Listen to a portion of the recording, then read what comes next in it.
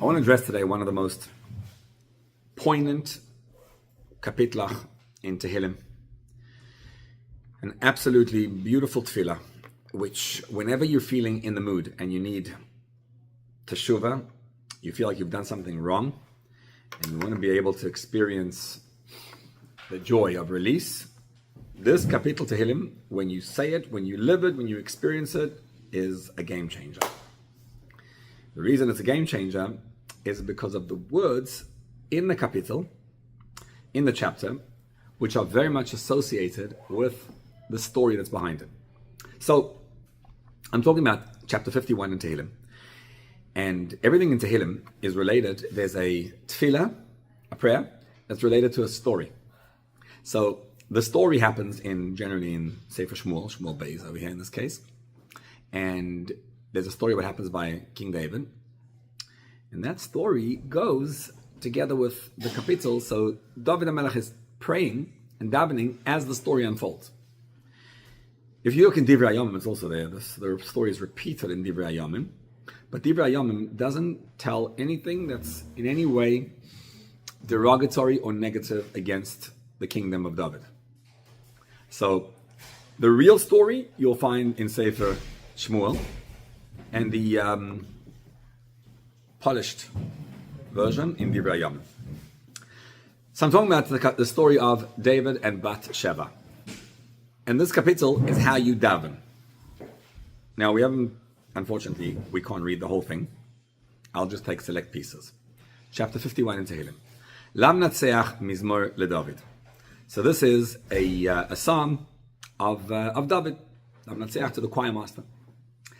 When Nasan HaNavi comes over to Dovid HaMelech, after he had gone to Bat Sheva, he sinned and messed up with Bat Sheva. And these are the words of David after he discovers what, after the prophet really comes over to him and admonishes him.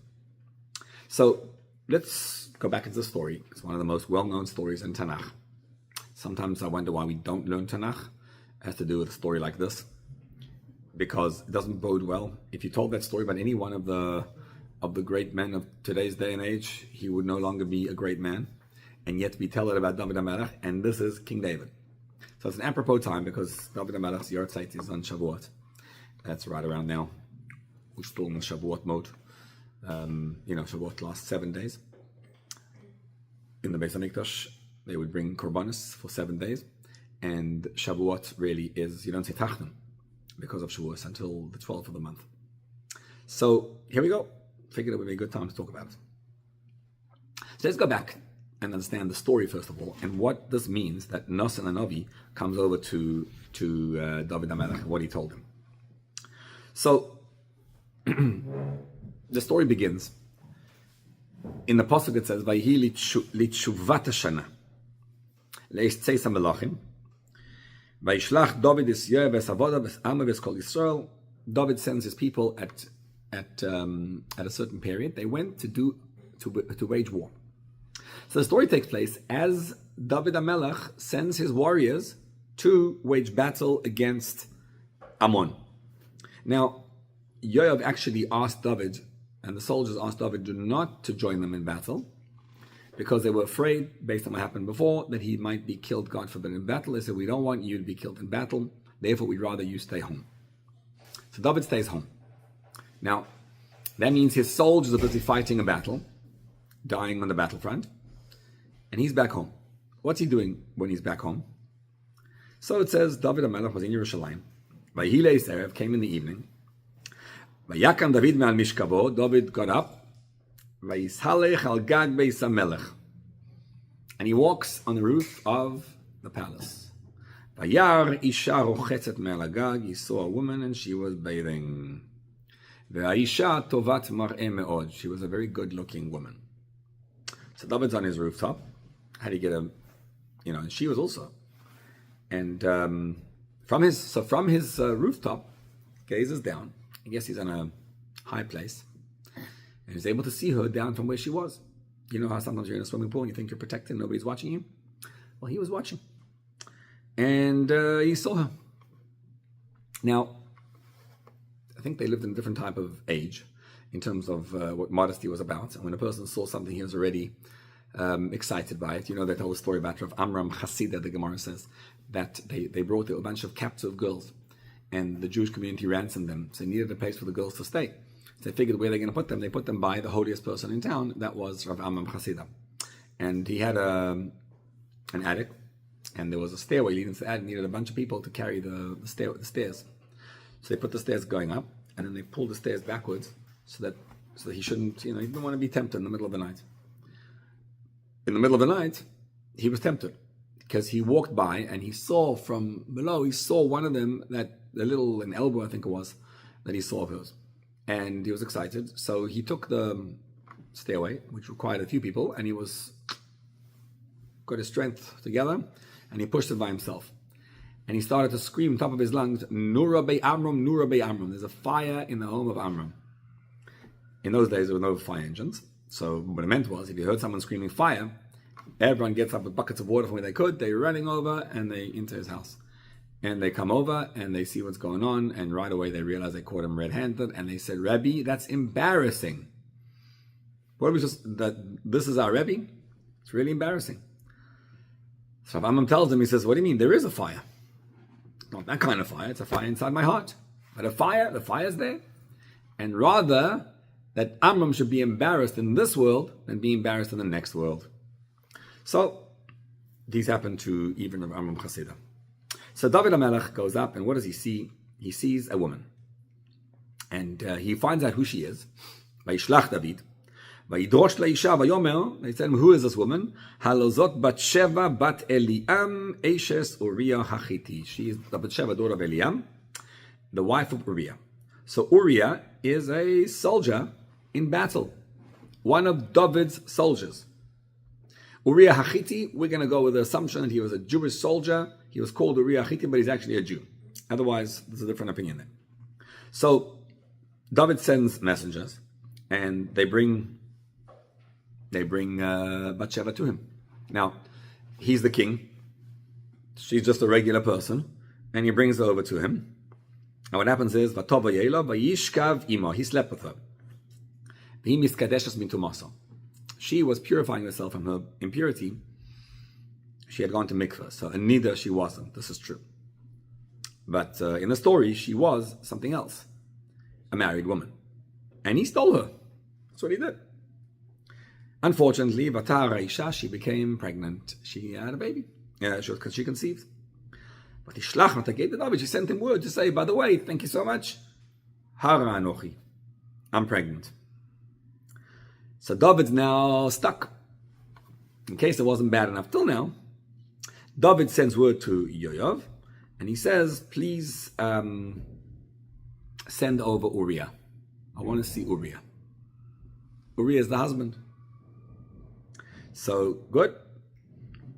Uriah comes. The king orders you to come. You come. So David says, how's everyone doing? Shalom le Yoav, shalom am, shalom milchama. How's Yoav doing? How's the people doing? How's the battle doing? Everything. And then David tells Uriah, Red lebeitcha, go down to your home, urechatz raglecha, and wash your feet. Wash your feet meant, it's a euphemism for, go home and be intimate with your wife. Now, Uriah, the Mefarshim say, smelled something fishy, didn't like this. So he goes out and he sleeps Pesach Beis HaMelech. He sleeps by the king's palace outside, does not go home to his wife. They told David, Uriah didn't go. So David calls Uriah and says, what do you mean? You're coming from a journey, why don't you come? So Uriah is a noble guy. What does he say? You know why I didn't go? He tells him, Ha'aron ve'Yisrael v'Yehuda yoshvim b'Sukkot. What do you mean? The Aaron is out in the field, right? And the whole Jewish people and Yehuda are out in huts. And they're in the middle of a battle. My master Yoav and the servants of my master are in the field. And you want me to come home and to be with my wife intimate? He says, by your life and by your soul, I won't do this. Who sounds noble? Uriah sounds, well, God's a serious individual. Like he refuses to enjoy himself while his fellow soldiers and his general are on the battlefield. David says, no problem. You don't want to go? Good. Now, what was David thinking? Very simple. If he goes home and, then at least it wouldn't be clear who the baby's father was. So we solved that problem at least. But Uriah did not go home. And so, in halacha it says that if a man goes away from his wife for up to how many months can he assume that if a baby was born, it's his wife, it's his child? 3, well, come on. Babies take 9 months. So if he went away 9 months, he can assume it's his baby. Right? It's his baby 9 months later. But it says actually in Shulchan Aruch, it says 12 months. If you go away from your house for 12 months and you come back and your wife has a baby, you can assume it's your baby. The reason is because the longest standing pregnancy was 12 months. Who's that? 12 months. What's the shortest one? 6 months. Moshe Rabbeinu. What's the longest one? 12 months. Eliyahu Hanavi. That's how he was born, well cooked. He was hairy. Yeah. So, it was intense. So, David calls Uriah the next day. And he gives him to drink, and he gets drunk. And then David sends him he gives him a sefer, a letter. In the letter he writes, he says, listen, Havu et Uriah el mul pnei hamilchama hachazaka v'shavtem me'acharav v'nikav v'met. I want you to take the bearer of this letter, Uriah, it was a sealed letter, place him in the front line in battle, that he should be killed. Problem solved. Another way. And sure enough, Uriah goes back, and Yoav receives an order of the king. You don't disobey the king. So what does he do?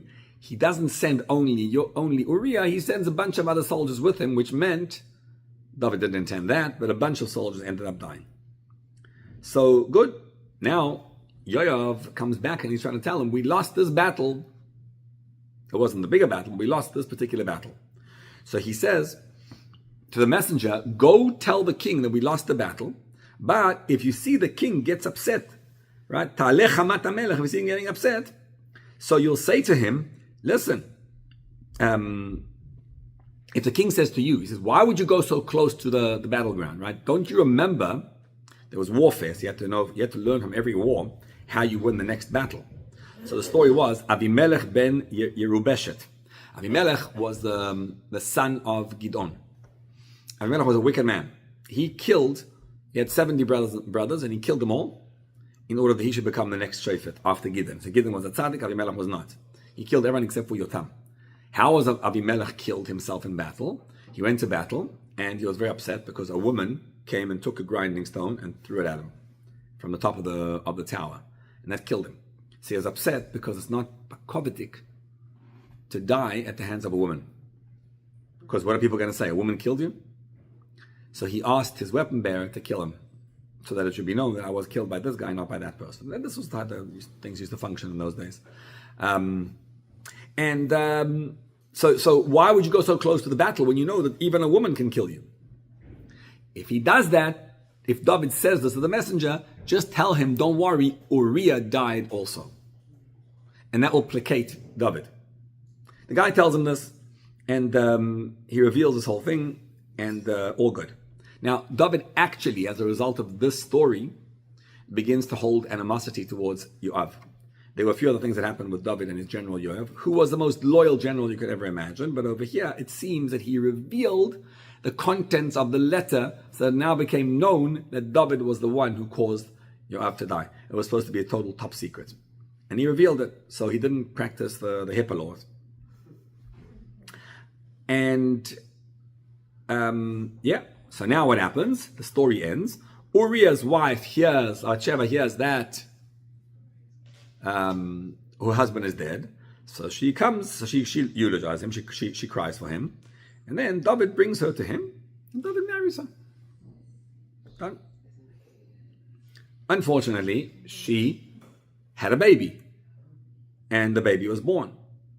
And the baby lived for 7 days, and David davened for him desperately, and the baby died.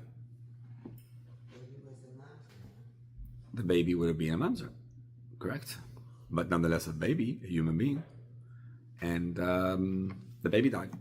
And then David married her and had another baby. Who was the other baby? Shlomo HaMelech. And that's insanity. Like, oh, and after all that, who was born? Shlomo HaMelech. That means the lineage of Mashiach comes from this story. And you wonder and you stare at perplexed, what on earth? It sounds like the worst possible situation. Well, this is Sheva, mother of Shlomo HaMelech, and this is King David, and this is how the lineage of Mashiach comes about. So the Gemara right away says, hello, kol haomer Dovid Chata ino ela toeh. If you think for 1 second David did any kind of Aveira, it's not possible, you must be mistaken. Why? It's simple. If I told you the story about, who would you like to talk about? Reb Chaim Kanievsky. So, if it happened, he would no longer be who he was, right? But the first thing you would say is, it didn't happen. Can't be this happened, can't be. So the Gemara says, you must be mistaken. Why? And there's a whole discussion. I'll give you a basic discussion. The simple reason is, because Sheva was actually not married. She was not a married woman. If she was, by the way, according to commentaries, forget what he did, it wouldn't be possible for David to marry her afterwards. Because asura labal velaboel. If you ever have an affair with someone, you can't marry that person afterwards. True, as some say that it was considered, it wasn't rape, but it was not consensual in the sense that he had power and she didn't. So therefore she couldn't say no. And therefore, in a sense, it wasn't a consensual relationship. And therefore, they would be allowed to marry afterwards because it's not considered, halachically on the same level. But I'm going to go with a simple shita, which the general explanation is that Sheva wasn't married. Why was she not married? Because they had a simple thing they used to do.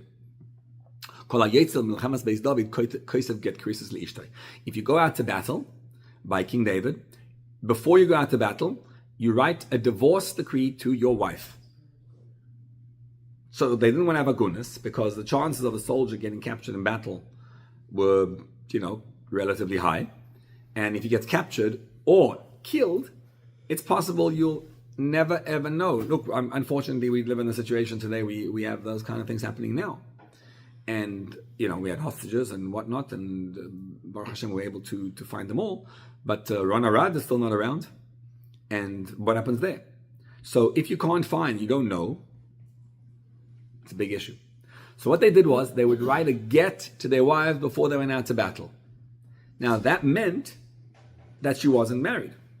By the way, some people, when the Rabbanut started doing it in the modern day Israel, it didn't work because it doesn't work for a soldier to go out to battle nowadays and know that in case you get captured and you go for 5 years, whatever, you can come back after all that, discover your wife married someone else. Because you gave her a get before. It happened during the Holocaust. Yeah, absolutely it did. Not simple situations at all. But they wrote a get to his wife. So according to that, if he wrote a get, then she wasn't married. And if she wasn't married, then what does that make it permissible? Well, it doesn't look too good still, but at least it's not halachically problematic. How about the killing of Uriah? So Uriah was actually liable for death. Did you notice in the statement there what he said that implicated him to be killed? My master Yoav. He said the words, my master Yoav is on the field. So Dovid HaMelech was an almighty king. He was a king of a Jewish king, which the halacha is, you're not allowed to in any way allow anyone to have any power. Because if you give anyone else to say, my master, in front of you, that takes away the power of the king. Therefore, halachically, the king will be obligated to kill you. And that's what happened over here. The issue was that he should have had him tried in a court of law, in the Beis Din, in the Sanhedrin, and not sent to battle like that. It looked sly, right? And here comes the part where the Kapitel Nun Aleph addresses this piece. So where does Nasan and Navi feature over here? So it says as follows: "Vayishlach Hashem es Nasan el David." God says Nasan sends Nasan the prophet to David, and he comes and he says to him, "I want to ask you a question. I have a halachic question." Now, that has nothing to do with the story of Dovid and Sheva. He's coming to him just to ask him things. Nobody knows what's going on. Nasan's just asking him, what does His Majesty think about the following law? There were two men in one city. One was rich, one was poor. The rich man had a lot of cattle and sheep and everything. The poor man, his neighbor, had nothing. One little sheep. He was raising the sheep. This is his sole property. She grew with him. She grew with him and his children. She ate from his bread. She ate from his cup, drank from his cup. She was like a daughter to him. And then, a walkaby, a passerby, comes to the wealthy man. And he doesn't want to use his own sheep and cattle to give this person to eat. To give the guest who comes to him. So he went over, stole the other guy's sheep, which was his sole property. You yourself have everything. Stole his one, and he made it for the man. David was fuming at the man. He said to Nasan, he's ready, should be liable for death. He should pay 4 times as much for the sheep. Because he had no compassion. So what does David tell him? Now this happens a few places, by the way. 2 chapters later, there's another story which happens when Yoav sends the Tkoya lady, the wise lady of Tkoya. He sends her over to David, because at that time David sent away his son of Shalom because he killed Amnon, and when he does, she's sent by Yoav because he wants to make peace between them. So she gives him a whole mashal, a whole story, and the purpose of the story was again to make peace between them. There's another time it happens with Achov. We won't go into those details of it. Here's an incredibly powerful story. So David issues a psak. What does Nasan tell him? Vayomer Natan el David. Here's the moment. Ata ha'ish.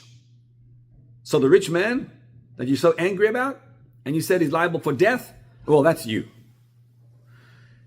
And the sheep is Sheva, and the poor man is Uriah.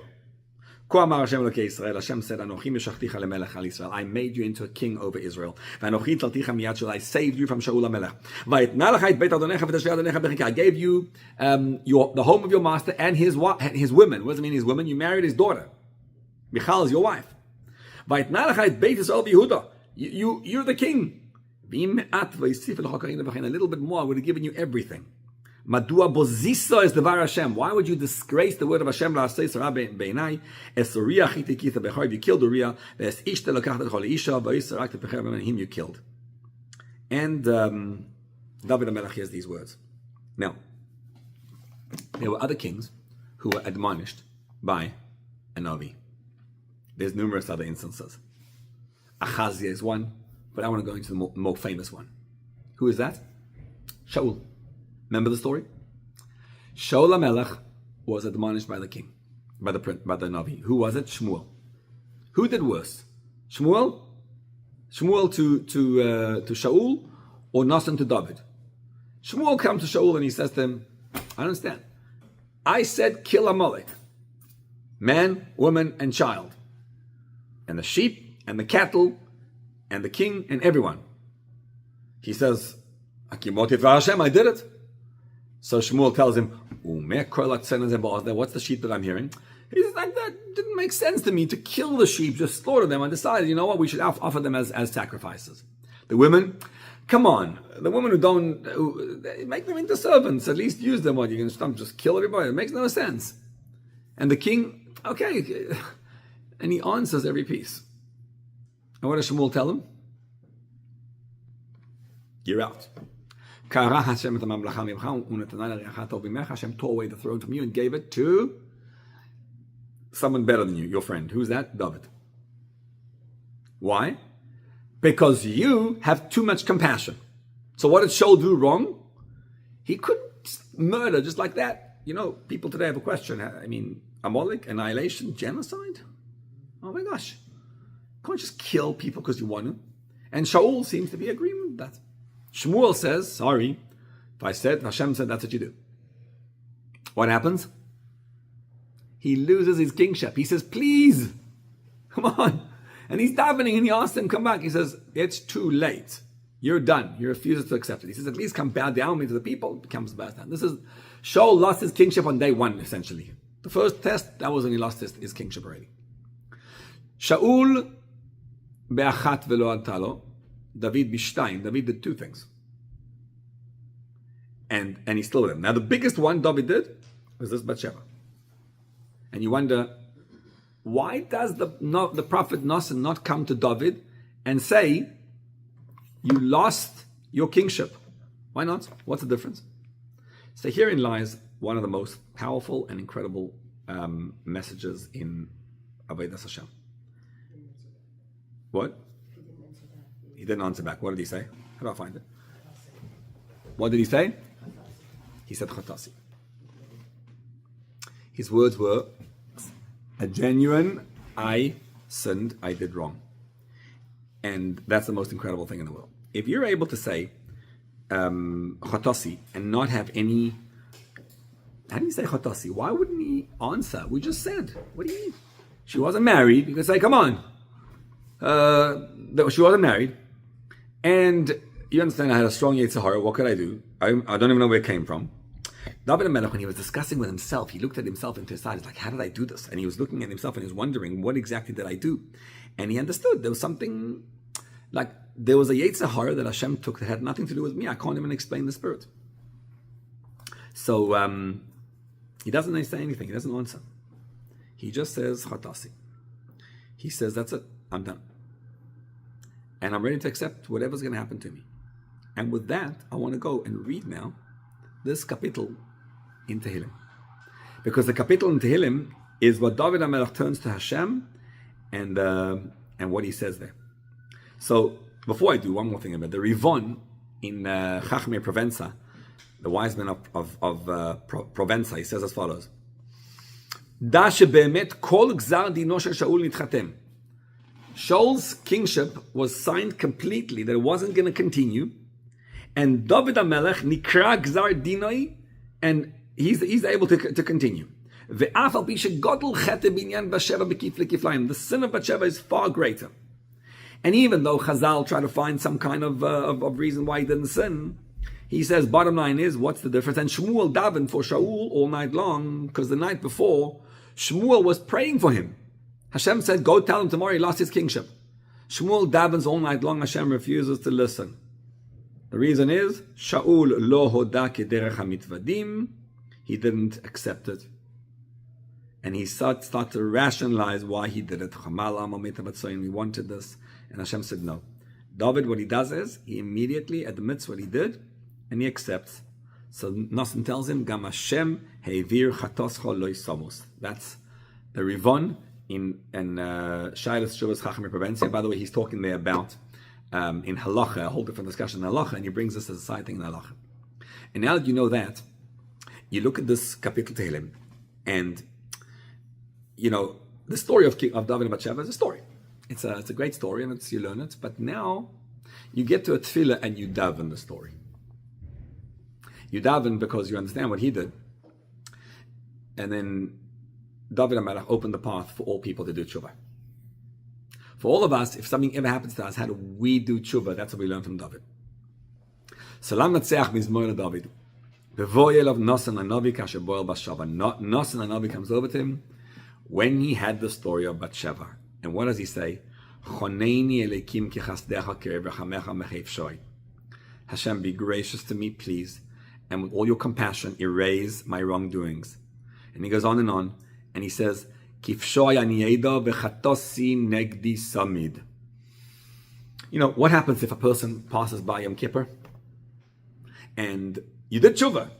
So now, okay, it's now 19 years later. Should I do tshuva for something that happened 19 years ago? Dovid HaMelech says, v'chatasi negdi samid. I put the Aveira in front of me forever. So even though I did tshuva for it last year, and my tshuva was accepted, but if I see something still, everything that happens to me, I always attribute to that. In other words, the more, it's not that Aveira is bringing him down, the more he looks back at the Aveira, the more happy he becomes. The more joy he gets from doing the tshuva. Why? Because if anything happens wrong, I always realize, oh, I know why. Hashem is purifying me. So he's thank you, Hashem, for purifying me. If I already got rid of the Aveira and I did tshuva and it's over, then what happens? So why are you punishing me now? Here, whenever something happens, he's jumping for joy. Right? Which is what he said later on. Tashmiyeni sasen v'simcha. He's teaching us the depth of how to do tshuva. Tshuva is not a sad thing. It's actually very, very happy.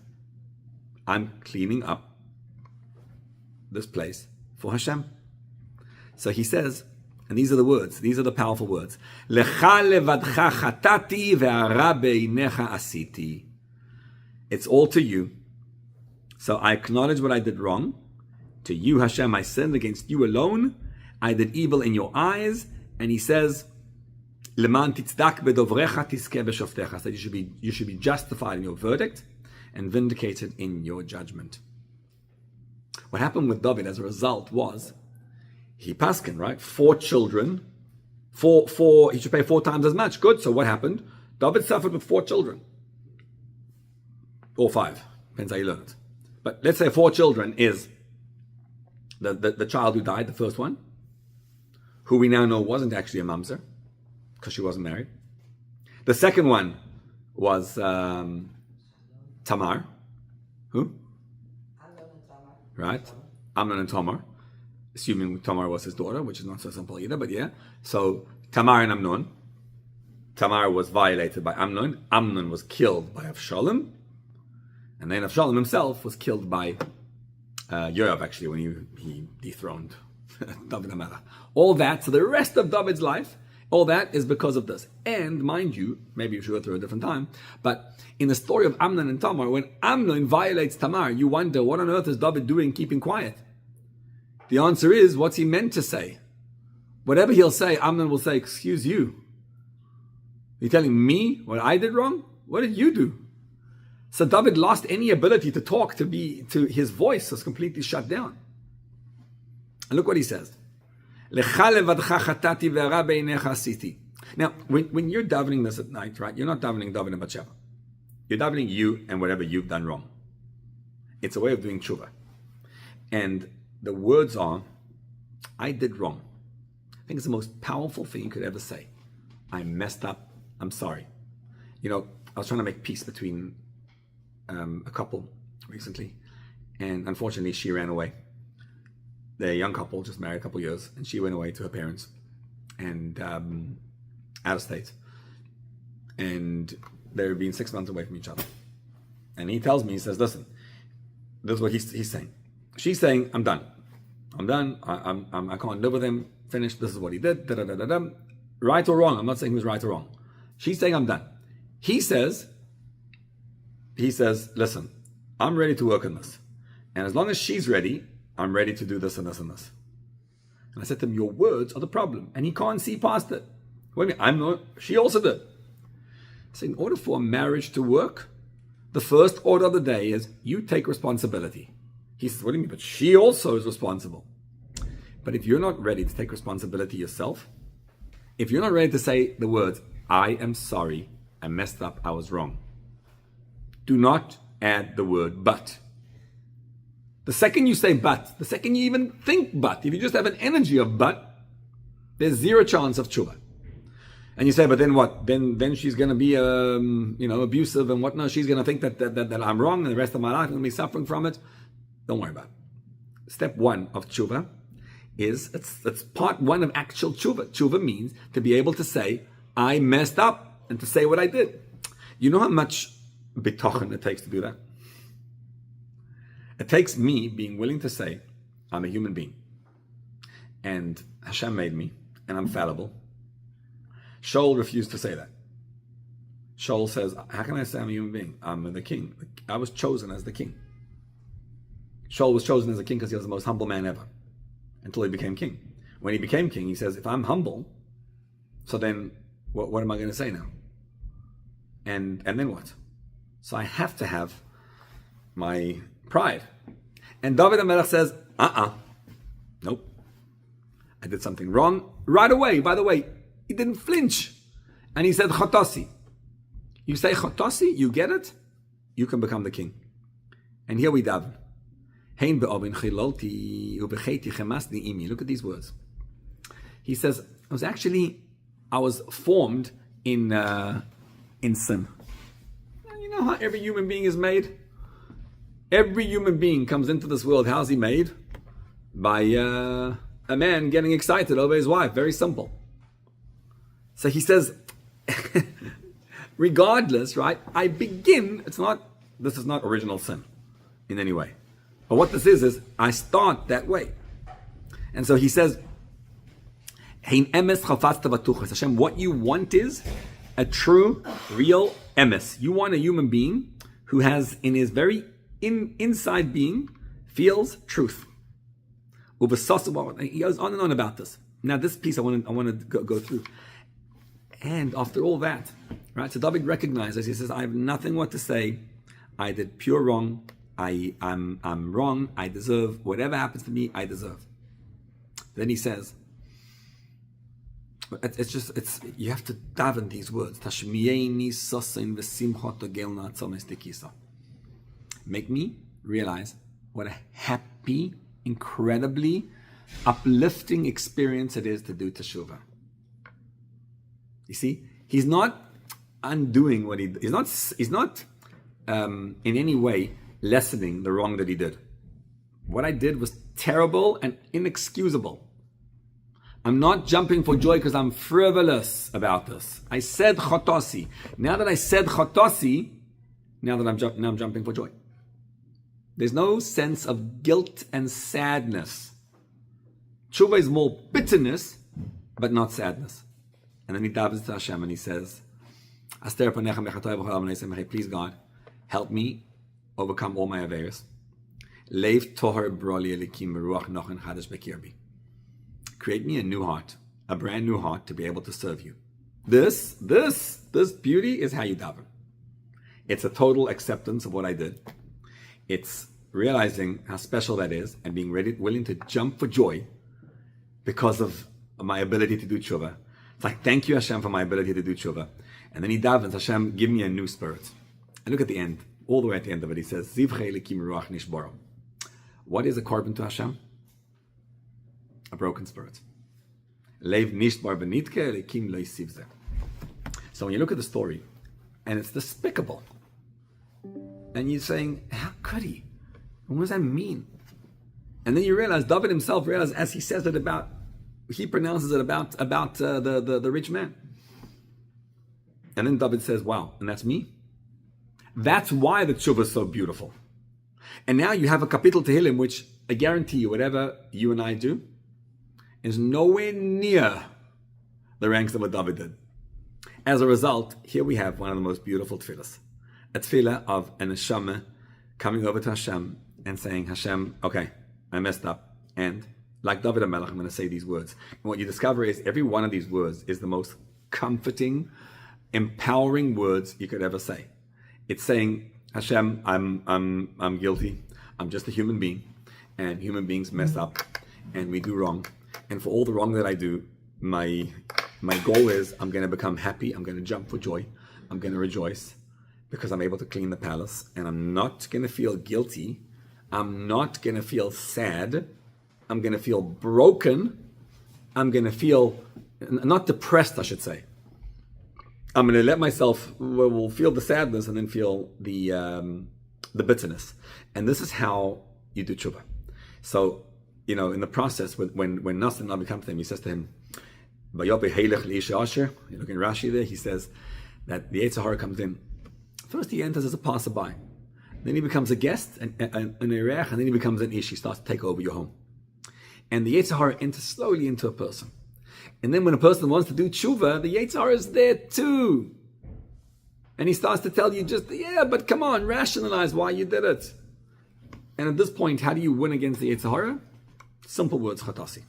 So herein is one of the most beautiful kapitla for us to be able to experience a real davening of tshuva. Try it out.